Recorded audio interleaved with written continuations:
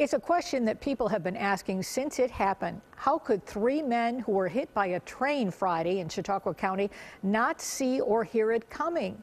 Could they have been playing a dangerous game of chicken? The men were hit on the railroad bridge that crosses over a deep gorge on the west side of the village. More than 60 trains each day cross those tracks from each direction. News 4's Lou Raguse returned from the southern tier just a short time ago. Lou? The Westfield Police Department will review cameras and other information from the train and witnesses, plus talk to the victim who survived, Benjamin Reed. But the investigating sergeant is saying he suspects a game of truth or dare or chicken that ended in death. When a train's coming in the village of Westfield, you can hear it. You can see it. You can feel it.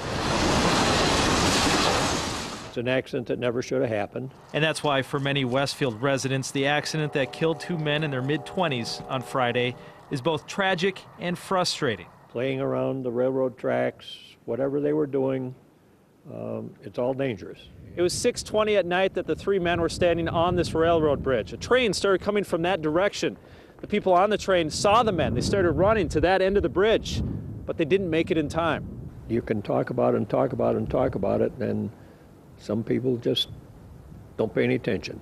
If you look to the east from the bridge, you can't help but think the two young men would have seen the train coming. And the train's conductor and engineer even hit the brakes. And there are a few spots on the trestle where you can step out of the way of an oncoming train. But when the trains do come, they come fast. Mayor David Carr is waiting to hear the full report from police before making assumptions whether the young men were playing chicken with the locomotive. But regardless, he's sad to see something like this happen in a town where people are raised to respect the danger trains can pose.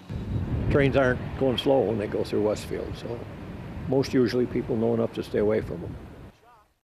Services for 20-year-old Justin Halpenny Livermore will be held on Monday and Tuesday, and 25-year-old Brian Reed was the other man killed. The three victims were brothers, and at last check, Benjamin Reed, the survivor, is still in serious condition. Reporting live, Lou Raguse, News 4 at 5.